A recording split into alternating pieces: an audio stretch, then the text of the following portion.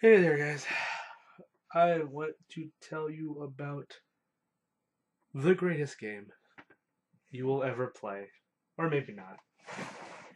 And it is a game called Ingenero. Pacha! Bam, right in your face. Anyways, this game is written by a man named Steve Mathers. The royal we, I'm talking about me, Rudy, and William from Mom's Basement podcast. We um, We played this game, we interviewed the man, and all in all, I am beyond happy with how this game works.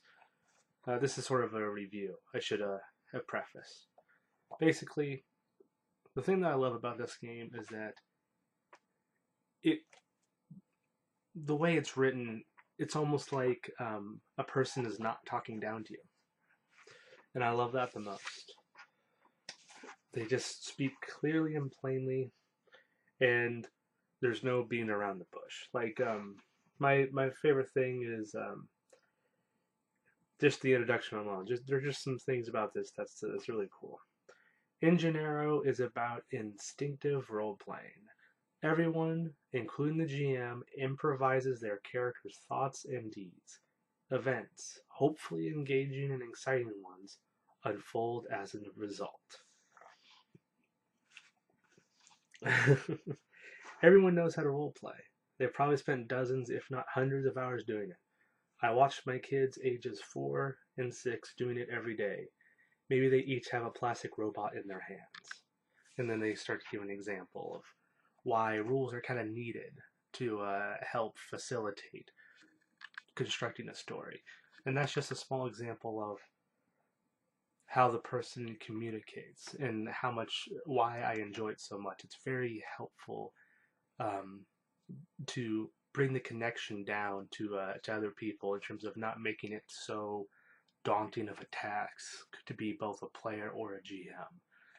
And I would recommend this be a first read for anybody who's introduced to role playing games, honestly. But in terms of the way to play is very simple. It's so simple it took Andre and the clan 2 hours to make a character, but that was mainly because they were trying to make their characters. Andre C. Martinez. Yeah, but that was good times. We still need to play that, by the way, but that's another story. Being yeah.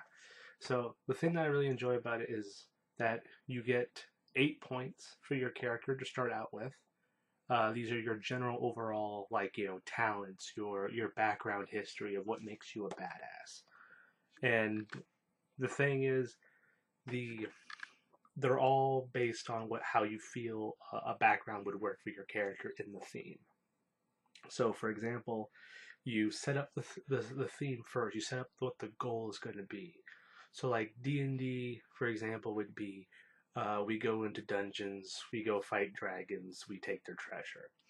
So you take that theme, you take that scenario, that setting, whatever, and he also gives detail of what those actually mean in terms of a good way to define it. And then you build background identities to fit those characteristics.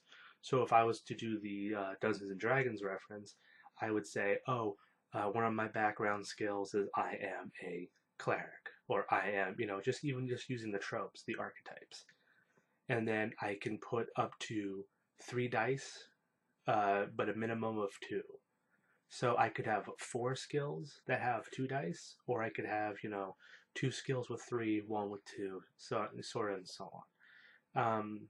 And each point that you put for your background skill, whenever you do a task that fits into that category, you roll that many dice, and then go on to what those dice mean later on.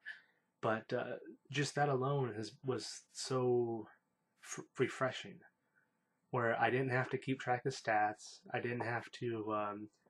It's very similar to Vampire the Masquerade because he uses the D10 system like Vampire does, but there's none of this bean counting going on whatsoever for like, oh, this is how this particular spell works in terms of like my celerity or acceleration, whatever. None of that stuff. It's just boom. This is how it works. And the same thing applies for like spell casting and all that junk. The As soon as you get past that, you can do things called specializations. And specializations are when you use your dice that you could use for background, and you make it to where you have a more detailed role involved with it. It can't be vague. It has to have some detail for it. Like for example, you could have a police officer as your background. You specialize in interrogation. So when you get into a scenario where you have to interrogate somebody in terms of, ask them questions, rough them up, maybe Punisher style, who knows?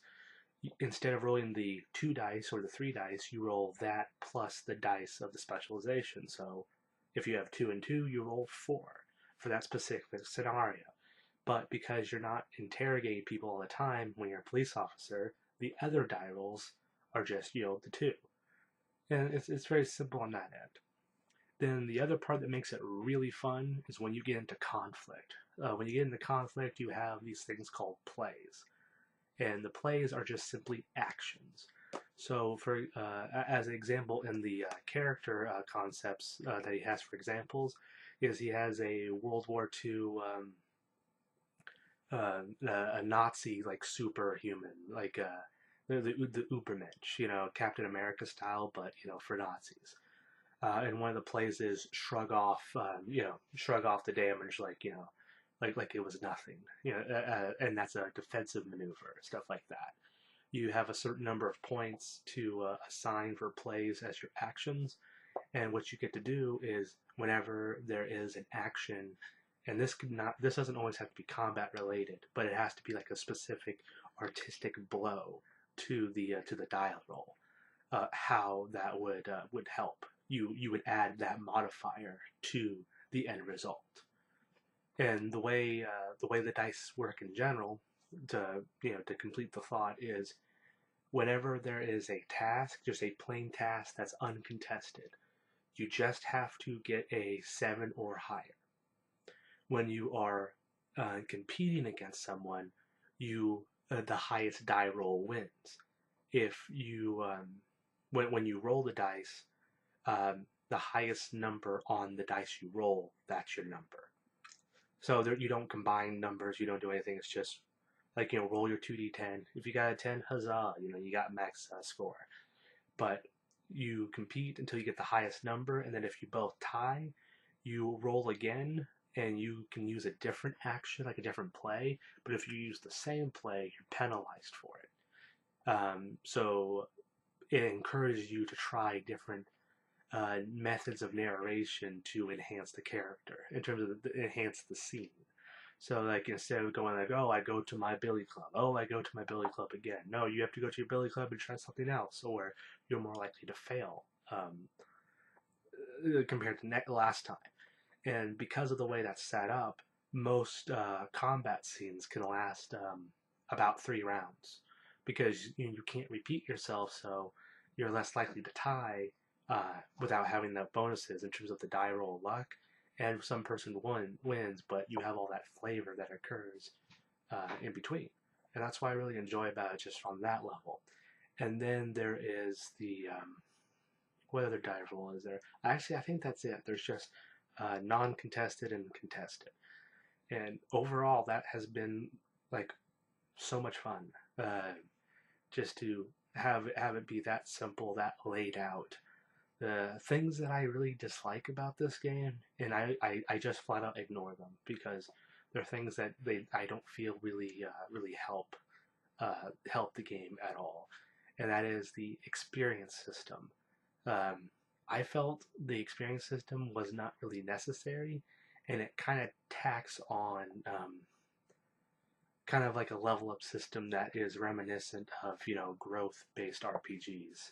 And these kind of games felt more like not one shot, but like mini campaigns, that kind of thing. Like 6 sessions or less, that kind of stuff. One thing I did forget was that you have a total of 8 points as well for like HP. You have physical and you have mental. and a player, either an environment or a player when you are attacked, either affects your physical or your mental. And it's based on what the player attacks you with, and it also depends on what the GM um, provides in that scenario. Like a death trap would probably hurt you more than mentally wound you. And then he also gives examples of like a trap that would supposedly kill you in like logistical narrative, like like a spike trap falling on top of you, and how you can kind of relate that to taking one notch off of all of your physical stats. Like you have 4 physical, this thing would only take you down by 1, so down to 3 you will still be alive. How can what are ways you can kind of narratively get out of that situation but still have the character be harmed by it, like stress and stuff. And I really enjoyed that. So this game altogether, it's just so much love that I have for this. But back to the negatives. The XP system's a little washy, um, because the entire point of the XP system is both to level up your skills, like your actions, your plays, as they call them, and also to have emergency like refresh in terms of to heal your characters, from their experience points. And I thought that was a bit wasted, honestly, myself. And then the other thing is that the actions you can do in the game, in terms of like for combat, redirection, counterpoint, distraction, the dioramas, the pictures are confusing. Well, can be confusing at least. But when you read in detail what he's talking about, they make sense. And they are so natural in play that you will often not even, call them out in terms of the reference points that he's making. So it's a negative in the sense that it's not, it could have been better. But overall, this is good stuff. I played this, besides the 2 times I played it on the podcast, I also played it about 7 times via Hangouts, and the other people can kind of attest in terms of how the fun that they were having. So either it was the scenario that I set up for them, or the actual game itself that was pretty neat. I just like this game so much. And the thing that's a little bit disappointing is he did not put it on Drive-Thru RPG. Maybe I should hassle him about it, since I can contact him personally, but you can find it on ingenero.wordpress.com, and it's like $9 for the PDF and $20 like altogether, I believe, if you buy it print on demand. This is print on demand, and thing that I really enjoy is it comes with 5 scenarios in the back. It has some artwork and some stuff like that. And each each scenario is based on scenarios that people submitted to them, to kind of help fill out the book. So that way, there would be some play examples of how awesome this game is. Like, this is just an example of the diorama. There we go. Yeah. That is an example of the diorama where there's execute, switch, target, resist, cross, things like that. Those are some of the picture dioramas, and it's not really clear, as just for kind of a little bit of proof. Yeah, overall that's it. I had a lot of fun with it, and I really like. To me, it's 10 out of 10 fun. It's 8 out of 10 in perfection. And that's about it. So it's generic, so that way you can do whatever you want.